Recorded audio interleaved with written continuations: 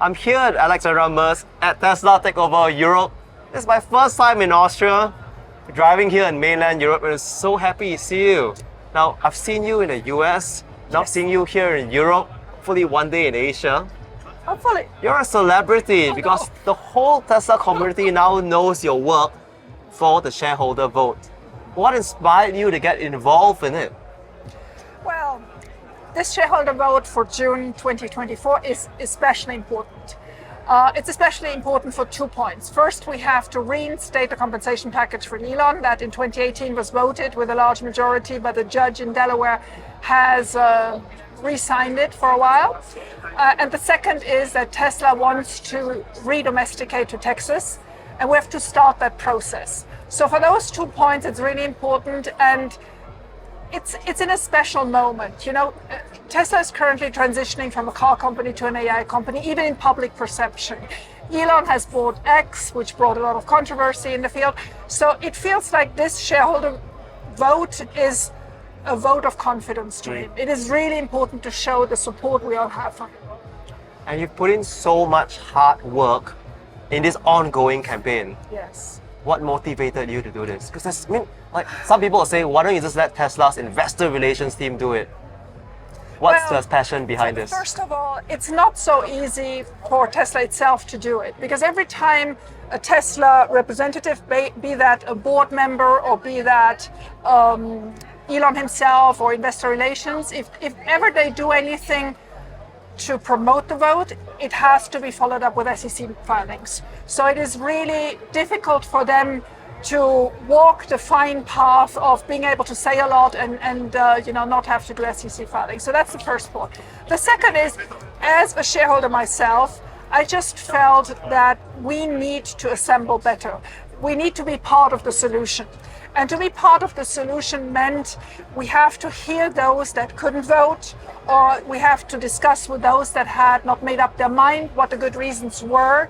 So there were a lot of things that were happening on X in particular, but that didn't come through to everybody easily.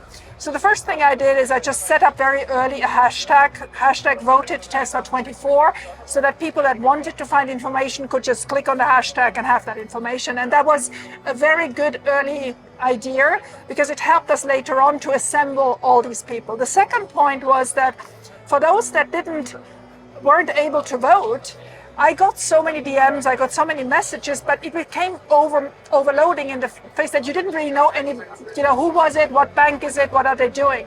So I set up a survey. I use a lot of surveys in my day job, so I'm very used to doing that. And that was just crazy. We had more than 3,366 people sign up for the survey and explain to us why they could not vote, what their brokers or bank told them.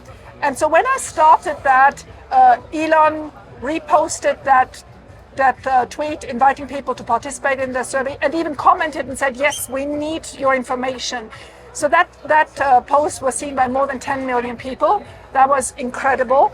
And it brought with it that more than 8 million shares could not be voted. And 8 million shares is a heck of a lot, because the sample is small. These are just people, who saw by coincidence my survey. So the real number is 10, 20, 50 times more of that.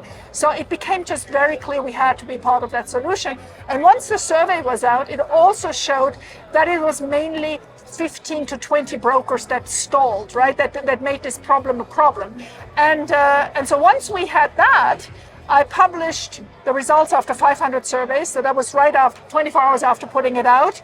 And that post was again retweeted and pinned by Elon, and that got more than 40 million votes. And so that's what broke the glass, right? That's where the whole awareness of the issue just became, and that's where the brokers started giving in. About half of those brokers have now made it possible. There's still the other half to be done, but the first half we've got them. Congratulations on that. That is a huge milestone. It is. It was good. It was good. And I never expected it to be so successful. It was really great. There are successes and there are challenges.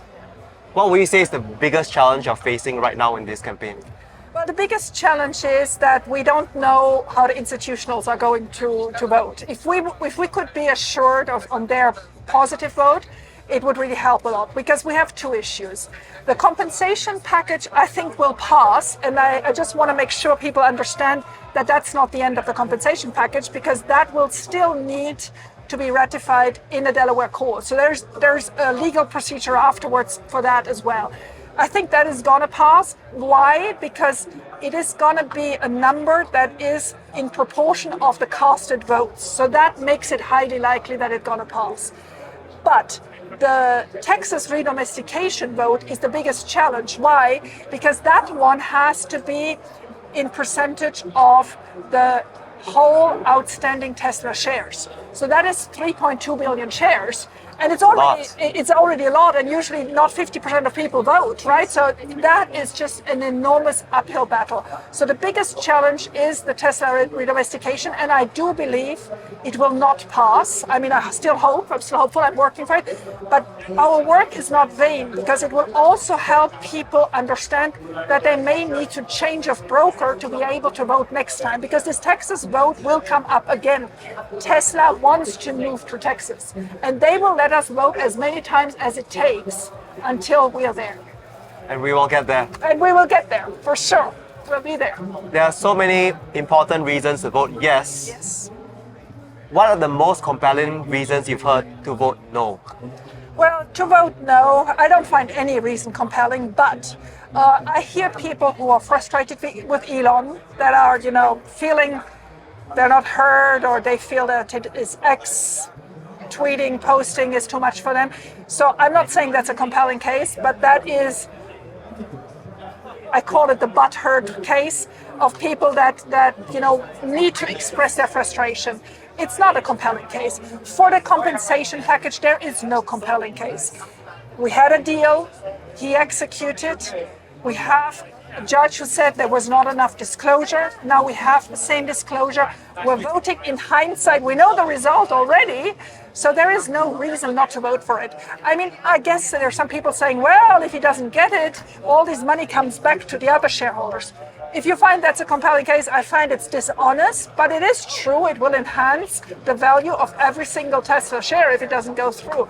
I find it disgusting, right? Because a deal is a deal, but I guess that is, to some, a compelling case. And to some of our friends who, they're reasonable, they're Tesla fans, however, they voted no. Any message for them? Well, you can change your vote until June 12th. So please think this through again. Would you want to do a job and not be paid for it? Would you want to put at risk the future of Tesla? I don't think Elon is leaving, but it is obviously a message from shareholders to the board and to the CEO. So I really would like you heartfelt to think this through another time. This money has been set aside. These are options. This is not cash that is, not there. So I really hope that you will reconsider and that you change your vote before June 12th. You've got 2 more weeks, and I think many of us don't realize that we could change our votes. Yes, up to the last day. So that is something for all of us to think about. I know we want to make the right call. We all believers in this company. And one last question. When Elon started recognizing your efforts here, pinning, retweeting, sharing your messages, how did it make you feel? Oh, overwhelmed and in tears. And I mean, it is, I'm a fangirl. I always say to everybody, I'm not even hiding it. I'm a fangirl of Tesla, but as much of Elon Musk.